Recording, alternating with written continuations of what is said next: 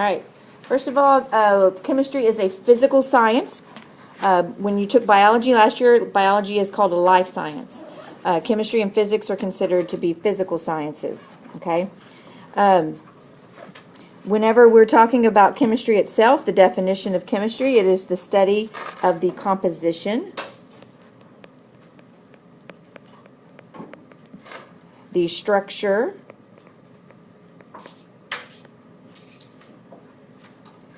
and the properties of matter. It's also the process or the changes that matter undergoes and the energy changes that accompany these processes. Okay, I do fill in the blank notes with you guys, and primarily it's to make me slow down because I tend to go too fast. So I have found that if I write along with you, then I don't go too fast, and then y'all aren't trying to catch up. So that's why I'm doing it that way. So that is the definition of chemistry. You should be aware of that definition. When we're talking about chemistry, there's actually quite a few branches of chemistry that you can study and specialize in. The first one is the study of most carbon-containing compounds, and that is called organic chemistry.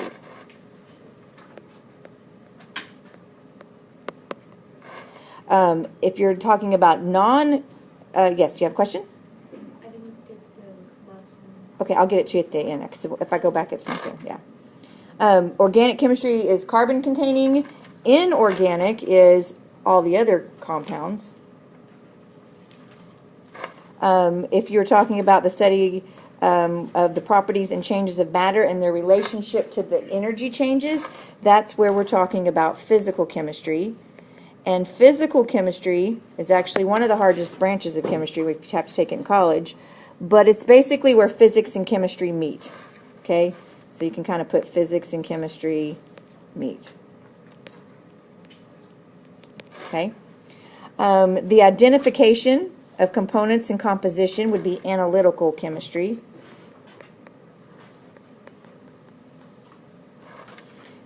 The study of substances and processes in living things. Anybody want to guess what that's called? Biochemistry. Very good. So that's basically where biology and chemistry meet. I just put biology there, sorry. Biochemistry. I was talking about biology and wrote that.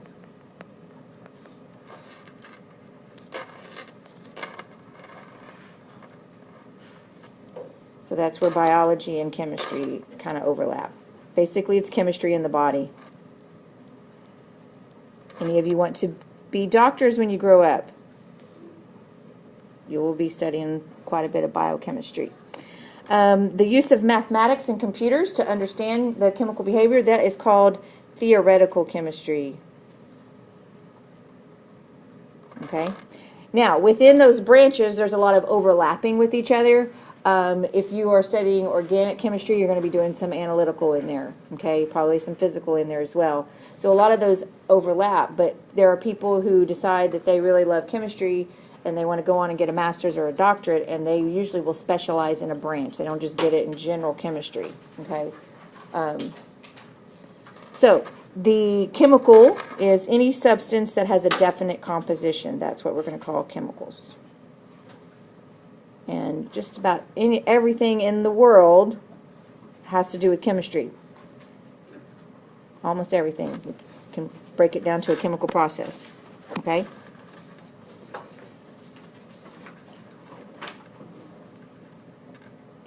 Okay. Matter. Oops, I skipped one. There we go. So the three basic goals of chemistry. The first one is basic research, and those definitions are already there for you. Basic research is carried out for the sake of knowledge. We're just want to see what happens. We want to try something out and see what happens. We're not really trying to solve a particular thing. We're just kind of seeing what's going on. You know, what happens if we do this, or we discover this unknown compound, and we want to see what are some things that we can do. Many chance discoveries are made through the basic research. Okay. If you have trouble finding it, I already have it all pre-filled out, so at the end you can get whatever blanks you're missing. Yeah, I already have it right here. Okay. The applied research is usually carried out to solve a problem. Okay, one of our big issues right now, of course, is fuel sources. You know, fossil fuels are trying to find alternate forms of energy, and so basic research would be something that they're trying to see if we could, different kind of fuel cells, for instance, hydrogen fuel cells, that sort of thing. So that applied research is, I'm trying to solve a specific problem. And then technological development is when we take that research, things we found out in that research, what can we do to apply it to make our lives better and easier, okay? A good example of that is Teflon. Do you even know what Teflon is? Non-stick pans, right? Teflon is in all kinds of things. Teflon itself was discovered by accident during a basic research. Somebody at DuPont was doing an experiment, and they put all this different things, whatever it takes to make Teflon, into what's called a bomb calorimeter, which is like a sealed, pressurized reaction vessel. And they put this stuff in there, they did the reaction, and they opened it, and nothing came out. And they're like, wait a minute, what's going on? And so they cut the thing open, and all of a sudden there's this stuff coated on the inside. And they're like, that's weird. And so that was discovered during a basic research phase. Then it went through the technological development, like how can we use this? Okay, so technological development usually lags far behind the basic or applied research because it takes a while to see, okay, so we could use this, but is it safe for the, mass public or, different things like that. So the technological development always lags behind.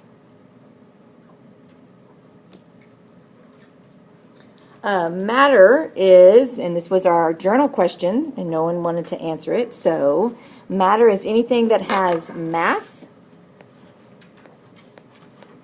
and takes up space.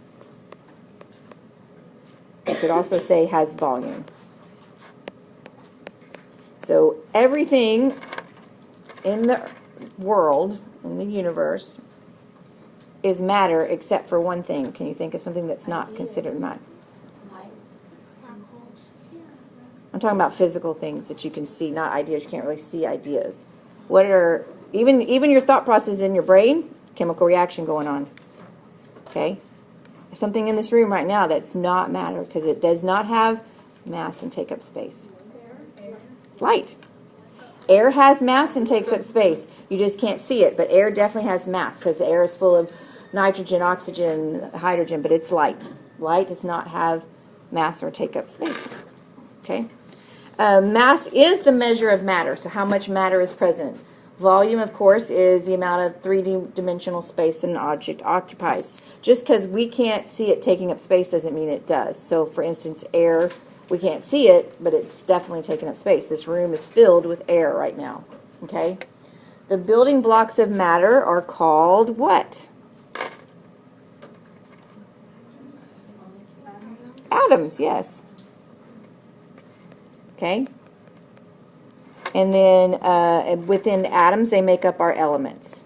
Okay? So everything, every chemical that you can ever think of is going to have atoms or elements which are made up of atoms. Okay? Of course, an atom is the smallest unit. Not too serious, deciding to act up. So an atom is the smallest unit of an element that maintains its chemical identity. Okay? Notice it's not the smallest type of matter. You can have protons, neutrons, and electrons. Okay? But an atom is the smallest one that would retain its chemical identity. Okay? An element is a pure substance that can't be broken down into any simpler substance. Okay? So an element is a pure substance. So that brings us, before we talk about classification of matter, because we can't really classify matter unless we can understand physical and chemical changes. So today we're going to talk about physical and chemical changes. The packet that you picked up today, if you noticed when you came in, it's not due until Monday. So because we're going to go through physical and chemical changes, but not classification until tomorrow. So it's due on Monday. Okay?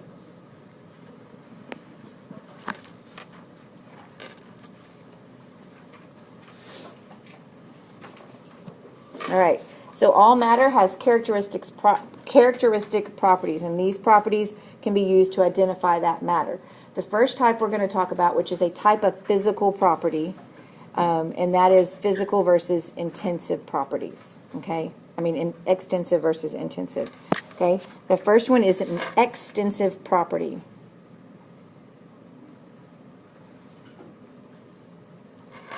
And that is something that depends on the amount of matter present, not its identity, okay? So a property could be its volume or its mass or its length. That is an extensive property. It kind of, basically you can kind of, it depends on the extent of matter that you have. The second type is intensive. And intensive properties do depend on the identity, okay? So an example of that is boiling point. The boiling point of water is, anybody know? 200 degrees. It's 100 degrees Celsius. Okay, we don't use Fahrenheit in here. So the boiling point of water is 100 degrees Celsius. It doesn't matter if I have a cup full of water, a big, huge beaker full of water, or a huge bathtub full of water. No matter what, the boiling point of water is always 100 degrees Celsius. Doesn't matter how much I have, okay? Now, obviously the larger amounts would take longer to boil, but the boiling point would still be 100 degrees Celsius, okay? Density is another example, okay? If I have a metal, and when we get to the measurement unit, we're going to do a density lab, but let's say I have copper, and the density of copper is, I can't remember off the top of my head, but let's say it's 8.9, okay?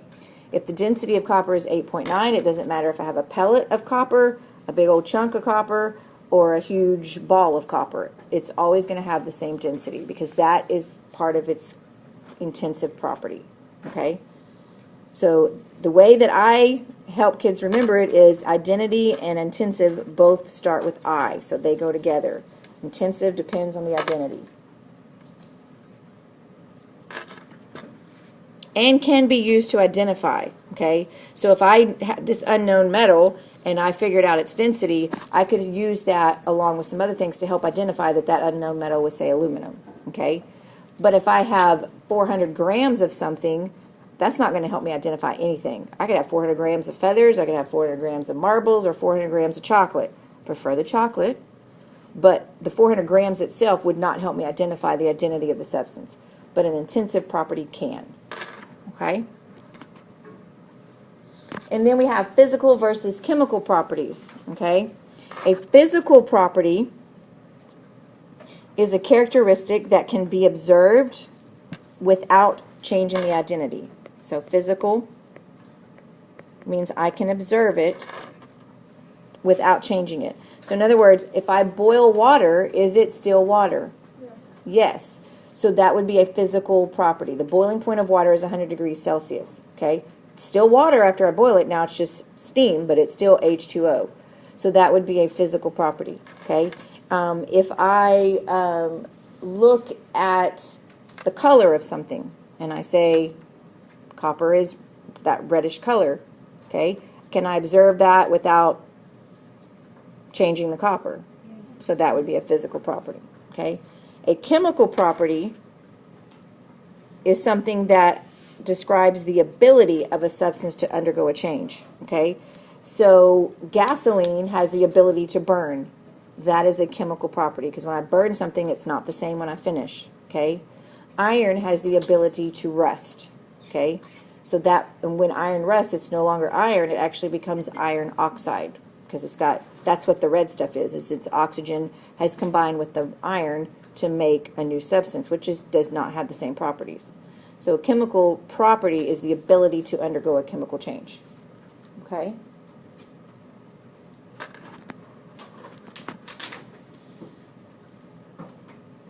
Keep having to change colors because the slides are different colors. Okay? Now, in terms of changes, okay, physical properties are the observing of it. The physical changes is they're actually happening. So physical changes, okay, changes the form of the substance without changing the identity. Okay? So the properties are remaining the same. So if I take a piece of paper and I tear it, is it still paper? Yes, I didn't change the structure of the paper. I just have two pieces of paper now. Okay? If I had, say, take some cinnamon sticks and I stick them in a grinder and I grind them up really, really fine, do I still have cinnamon? Yes.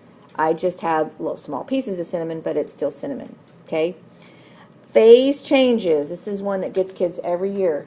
Changes of state are always a physical change. And we just talked about water. If I boil it, it becomes steam, but it's still H2O, right? What happens if I freeze water? It becomes ice. What's the formula of ice? It's H2O cubed. Okay. No, it's still H2O. It's just a little joke. So the structure is all the same, okay? Doesn't change. So, and that is probably one of the biggest mistakes about physical changes is I say, I melted something, and they'll say, oh, that's a chemical change. No, it's a physical change, okay? Because I'm melting. If I melt chocolate, it's still chocolate, okay? Whether it's in the liquid form or the solid form, okay? Chemical changes, excuse me, chemical changes or a chemical reaction is a change in substance that involves it changing into a different substance with a new identity, okay? And the properties of the new substance will be different. So I'm I'm chemically changing it into something different, okay? For example, burning charcoal, okay? If I burn charcoal, let's say, you've all seen the little charcoal briquettes if you're going to barbecue. When you're done burning them, what does it look like? White ashes, and it's very, very powdery, right? And then, of course, you've given off some water vapor and some CO2 vapor. So that is a chemical change, okay? When iron actually does rust, it is a chemical change because it's no longer the same, okay? So those are those differences. I would go back if I were you and kind of circle this because I can't tell you how many times people make that mistake. So kind of make note of that. Physical changes are always physical. Phase changes are always physical. They both start with pH, right? Phase, physical. Phase, physical. Okay. So let's talk about how we know if a chemical reaction happened. Okay. So we're going to be doing lots of chemical reactions as the year goes on, but for right now, let's talk about how we would write it as an equation. Okay. And this should be an arrow here, not an equal sign. I don't know why it's an equal sign. We don't ever write equal, we write an arrow. So change that to an arrow. Is it an arrow on your notes? Yeah, I don't know how that happened. Okay. So the reactants are always what comes before the arrow because they have to react together. And then the products are always after the arrow. Usually we read that arrow as yields. So reactants yields products. Okay. These are some of the indications of a chemical reaction. Okay. Heat or light is produced. Okay. Also, heat could be, I would say heat, let's go and say heat changes or temperature changes. Because some reactions actually will feel colder. Okay. Do you remember what those are called? If the reaction puts off heat, it's called what? Exothermic. And if it takes in heat, endothermic. Okay. So those are the two. So y'all at least remember that. That's good. I like endothermic reactions personally better because I think they're cooler. So if a gas is produced, okay, I love corny jokes. If y'all have corny jokes, bring them to me. I love them. Okay. If a gas is produced, how would I tell if a gas is being produced? Let's say I mix two liquids together and a gas is produced. How would I see that? Bubbles, yes. You're one of the first ones to ever get it right off the bat. Usually they're like, you can see it, you can smell it, but what if it's odorless? It's bubbles. You would see it bubbling, and because that's the gas escaping that you just produced. Unless it's a Coke, that's different because that's already been put in there, and that's just coming out of solution, okay? If a precipitate is formed, okay, and what a precipitate is I mix two liquids together that are clear, and I can see through them, may not be colorless, but they're clear, and I mix two liquids together, and all of a sudden I have a goopy or a gunky or a solid falling out of solution to the bottom. Okay, that means I had a chemical reaction. I made a precipitate, and then color change and odor. Okay, we need to be a little bit careful with color change. Okay, a little bit careful with color change, and that's because sometimes color change is not necessarily always a chemical change. Sometimes it's a physical change, but you've got to think about what you're doing. For instance, if I have a glass of water and I take one of those little packets that I can flavor my water with, and I put it in there, what happens to my water? Turns whatever color. That is not a chemical change. That's just I dissolved something that had color. Okay?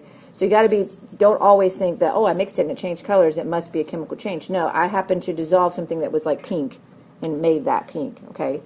Dissolving is going to always be a physical change. Because if I dissolve something in water, how can I get it back? If I dissolve Kool-Aid in water, could I get my Kool-Aid back? I could boil it, boil off the water. It'd be a nasty, sticky residue, but I could separate them back out by taking out the water. Okay. All right. So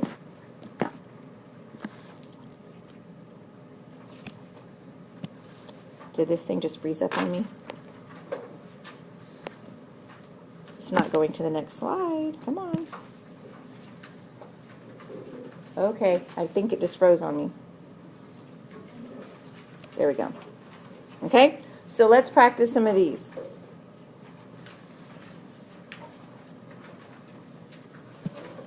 Water turning into steam, what kind of change would that be? Or what? Physical. I'll put a P there for physical. Density. Density is a physical property, but it's an intensive physical property. So we're going to say intensive physical. Okay? Because I can view the density, I can take a metal and go figure out what the density is, and I don't change it. So that part's physical, but it's an intensive property because it depends on what it is. How about mass? So that would be extensive physical. Because I can obviously observe mass without changing it, but it's extensive. How about digestion? Digestion itself, I'm not talking about the whole process of eating. I'm talking about when you swallow food and you digest it, would that be physical or chemical? Chemical. It does not come out the way it went in. Okay? Freezing point. It is physical, but we're also going to say that it's intensive. Okay? Because it depends on what it is. Freezing point of water is different than the freezing point of ice cream. Okay? Ability to rest, chemical. Okay? So if something's a physical change, we need to also further classifying it to be intensive or extensive, so we can think about in those terms. Okay? So density, we said, would both be, we already said that, we already answered that. It's intensive and physical. So we answered that question. Okay?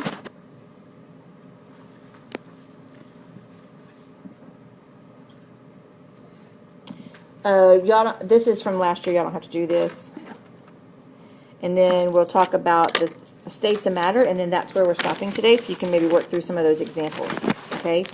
So there's the states of matter, of course, that we know of are solids, liquids, and gases, and then we'll also talk a little bit about plasma. Okay? Somewhere in your notes, if you have room, you should be drawing these particles and the way they look for each one. Okay? Especially for those of you that may go on to take AP Chem, they're big on it's called the particulate view. Okay? And of course, from junior high science, we know that, solids have a definite shape and volume. Okay? But in terms of kinetic energy, they have a very low kinetic energy. Okay? The particles are able to vibrate in place, but they can't move around. Okay? And basically the kinetic energy of matter states that all particles are always in motion. Okay? All particles are always in motion. So even solids are vibrating in place. They're moving a tiny, tiny bit. So right now you're sitting on vibrating particles. Okay? An example of where you can feel that is if you've ever been sitting at the light and someone drives up and they've got their bass like really, really high, right? And then you feel it going boom, boom, and you kind of feel your car vibrating. If those particles of a solid weren't able to vibrate in place, you wouldn't actually feel that. Okay? They have a definite shape and volume. Okay? And of course, if you look at their particles, they're arranged in a very orderly and structured fashion. They're very close together, and they're a very orderly fashion. So I would draw something to that effect next to your solids, so you can kind of know what they look like.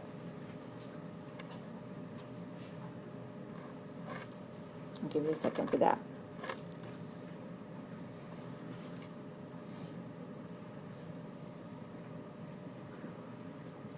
Okay.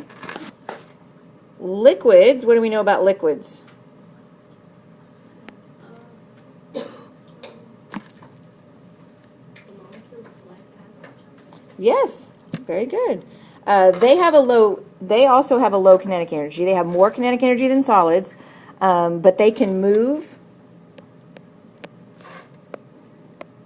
but are very still close together, and they can be thought of as sliding past one another. They glide over each other. Okay. What about their shape and volume? So they have an indefinite shape, or we'll call it a variable shape, because they take the shape of their container, but they have a definite volume. There is a fixed amount when you have liquids. Can you compress liquids? No, you cannot compress liquids. Okay. So if you look at those particles, they're still very, very close together, but they're all haphazardly arranged because they're constantly, you move the container, they're constantly moving and flowing past each other. Okay?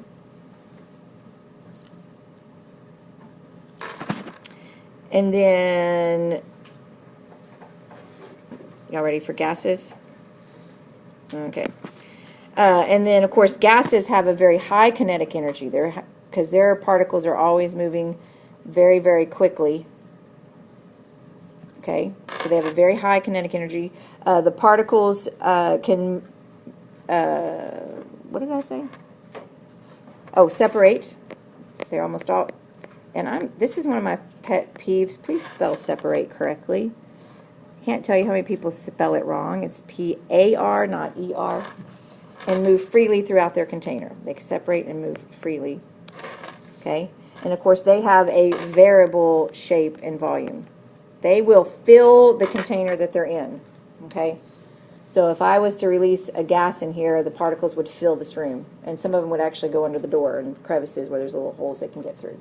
Okay, so they're far apart and they can move freely about.